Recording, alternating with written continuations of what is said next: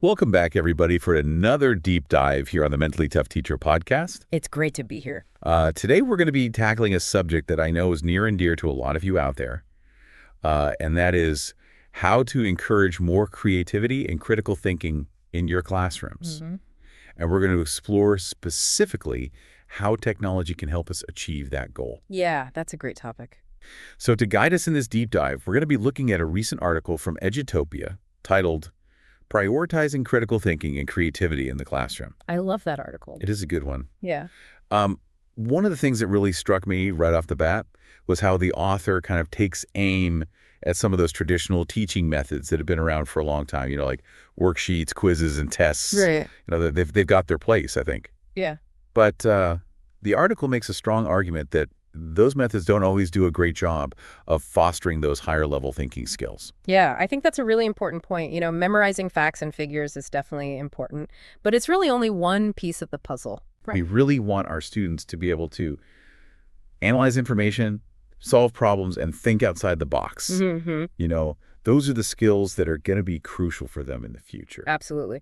And that's where this idea of the fifth experience comes in. Have you heard of this concept before? I have. It's a relatively new term, but it builds on some really important ideas that educators have been discussing for decades. Right. Like the work of Seymour Papert, Yeah. who's actually mentioned in this article. His book, The Children's Machine, really emphasized the power of technology to transform learning. Yes. He saw computers not just as a way to deliver the same old information in a digital format, but as tools for exploration and creation. Absolutely. Papert was a true visionary, and his ideas were really groundbreaking for his time. He believed that by interacting with technology in a hands-on and creative way, students could actually construct their own understanding of the world. Right. It's not about passively absorbing information. It's about actively building knowledge. That's so cool. And it connects really well with what the author of this article is talking about with the fifth experience. Yes. They describe it as this deeper level of engagement that goes way beyond just, completing tasks or memorizing facts. Right. It's about immersing yourself in the learning process, asking questions, making connections, and ultimately building a much deeper understanding of the material. Absolutely. The article actually breaks down the fifth experience into a few key elements. And the first one that really jumped out at me was prioritizing depth over just completing tasks. Yes. So instead of just racing to check things off a list, it's about really grasping the concepts and being able to apply what you've learned in meaningful ways. It's a crucial shift, I think. It challenges us to rethink how we assess learning. It's not just about right or wrong answers anymore. It's about that depth of understanding the thought process and the ability to transfer knowledge to new situations. That makes a lot of sense. Yeah. So how would a teacher actually measure that depth of understanding in a practical way? Well, there's so many possibilities. Yeah. You could incorporate more project-based learning where students have to demonstrate their understanding through creative problem solving. Okay. Portfolios are another great tool for capturing that process of learning and showcasing growth over time. And even something as simple as a classroom discussion can be really valuable. Right. By asking thoughtful questions, we can encourage students to articulate their thinking and demonstrate their grasp of the concepts. I love those ideas. Yeah. It's about shifting our focus from just the end product to the entire learning journey. Exactly. And that brings us to another crucial element of the fifth experience, fostering exploration, creativity, and critical thinking.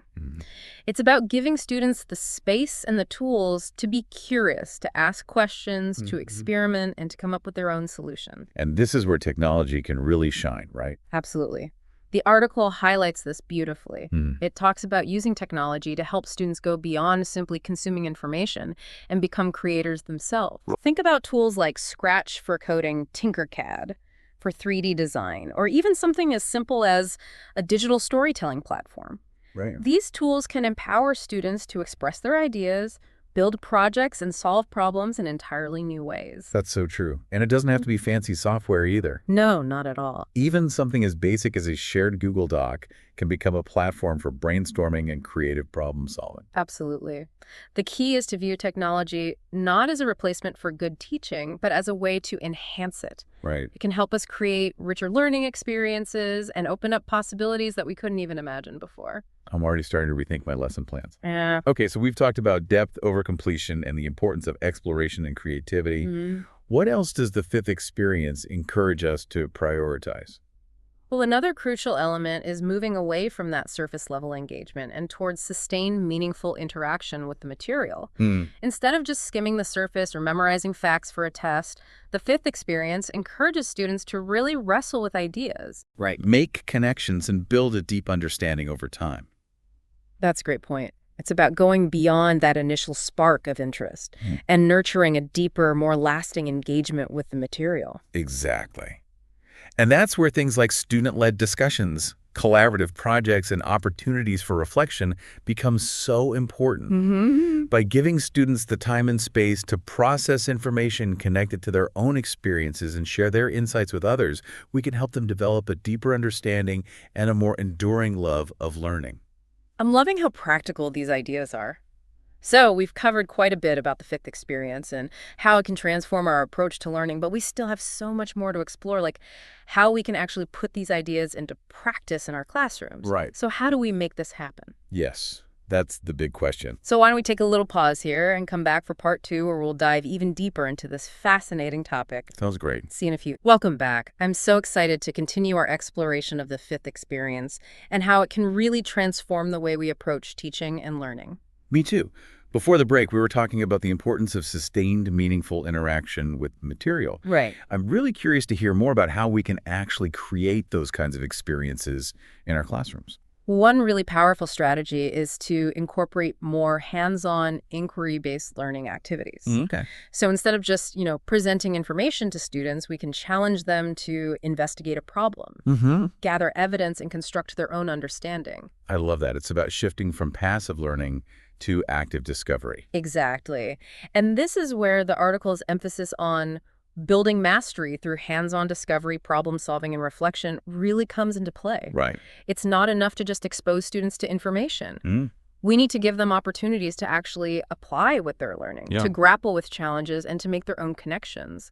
That reminds me of something else the author mentioned, how the fifth experience is different from those traditional challenge questions we often see at the end of a lesson or a unit. Yes. It's not about just tacking on a difficult question as an afterthought. Right. It's about weaving that challenge into the entire learning process. I'm so glad you brought that up. It's a subtle but really important distinction. By embedding challenges throughout the learning experience, we keep students engaged and thinking critically from the very beginning. Right. We're not just testing their knowledge at the end. We're helping them develop the skills and the habits of mind that they need to be successful learners. So how do we actually put this into practice? Well, the article suggests starting with simple tasks and then gradually increasing the complexity. Okay. So it's about giving students a chance to experiment and build confidence before we kind of throw them into the deep end. Scaffolding is crucial. Absolutely.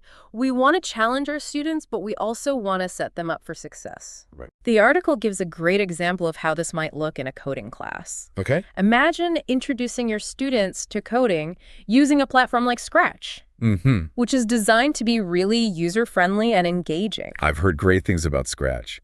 It uses a visual block-based programming language.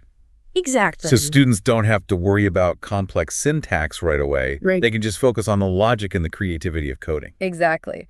They might start by creating a simple animation, like a character walking across the screen or a ball bouncing. Okay. And as they get more comfortable with the basic concepts, you can introduce more complex challenges like loops, variables, and conditional statements. It's like building a tower brick by brick. Yes. You start with the solid foundation and then gradually add more layers of complexity as students gain confidence and mastery. That's a perfect analogy. And here's the thing, it's not enough to just have students complete those basic tasks. Right. We need to encourage them to push further, to think outside the box, and to transform their initial work into something even more complex and creative. I love that. Yeah. It's about fostering a growth mindset, encouraging students to see their work as a starting point, not a finished product. Precisely. Let's say a student has created that simple animation in Scratch. Okay. Instead of just saying, great job, we can challenge them to think about how they could make it more interactive, more engaging. Okay. Could they add sound effects? Right. Could they make the animation respond to user input? Could they turn it into a choose-your-own-adventure story? Those are fantastic questions. By asking those kinds of questions, we're helping students to see the possibilities to push beyond their comfort zones and to embrace that iterative nature of learning. Yes. It's not about getting it perfect on the first try. Right. It's about experimenting, making mistakes, and learning from those experiences. And it's about celebrating those mistakes as opportunities for growth. When we create a classroom culture that values risk-taking and embraces that learning process, Right. we empower students to become more resilient, more resourceful, and more confident in their abilities. This is all so inspiring. But I have to admit, as teachers, we're often faced with time constraints and curriculum demands. Of course. How can we realistically make time for the fifth experience when we're already juggling so many things? That's a great question, and it's a challenge that so many teachers face. I think the key is to be really intentional about how we integrate these principles into our existing lessons and units. Okay. It's not about adding more to our already full plates. Right. It's about shifting our mindset and making small but meaningful changes to our teaching practices. So instead of feeling overwhelmed by the idea of implementing the fifth experience, Right. we can look for opportunities to weave those principles into our daily teaching routines. Exactly. It's about making small tweaks that can have a big impact over time. Absolutely. And remember, we don't have to do it all at once. Start with one small change experiment with it, see how it goes, and then gradually incorporate more strategies as you feel comfortable. That's really reassuring. Okay, so we've talked about scaffolding, encouraging students to push beyond basic tasks, and fostering a growth mindset. Right. What other strategies can teachers use to bring the fifth experience to life in their classrooms? Well, one powerful approach is to emphasize student ownership. When students feel like they have a voice and a choice in their learning, their engagement and motivation just skyrocket. Right. The article talks about giving students opportunities to design their own projects or choose topics that they're passionate about. That makes so much sense. When students are invested in what they're learning, they're more likely to put in the effort to persevere through challenges Absolutely. and to experience that deep, meaningful learning that the fifth experience is all about. Exactly. And when we give students that freedom to explore their own interests, we often see their creativity and ingenuity really shine through. The article shares a fantastic anecdote about a second-grade student who was working with coding in Turtle Art, which is a simplified programming environment. I love how this article is packed with real-world examples. I too. It makes these ideas feel so much more tangible and achievable. Absolutely. This particular story really highlights the power of student ownership. Okay. The student had figured out how to create a circle using code, Wow. which is a pretty impressive accomplishment for a second grader. Yeah. But here's the amazing part. She didn't stop there. She took it to the next level, didn't she? She absolutely did. She decided to take what she had learned and apply it to a real-world project. Okay. She designed and 3D printed a bubble wand, Wow. incorporating the circular shapes that she had coded into the design. That's incredible. She combined coding, design, and 3D printing to create something unique and functional. Exactly. It's a perfect example of the fifth experience in action. Yes. She didn't just learn a skill in isolation. She made connections, saw possibilities, and used her knowledge to create something new and meaningful. And she embraced the learning journey, not just focusing on the destination. The student's project wasn't just about creating a bubble wand. Right. It was about the process of discovery, experimentation, and problem solving that led to that final creation. It's a powerful reminder that sometimes the most valuable learning happens outside of the textbook or the worksheet. Yes. It happens when we give students the space to explore, to tinker, to create, and to make their own discoveries. Couldn't agree more. So we've covered quite a bit of ground in this episode. We have? We've talked about the importance of scaffolding, encouraging students to push beyond basic tasks, fostering a growth mindset, and emphasizing student ownership. These are all powerful strategies for creating richer, more engaging learning experiences. Absolutely. But before we wrap up, there's one more crucial element of the fifth experience that I think deserves special attention. Okay, I'm ready. Are you ready to dive into that? Absolutely.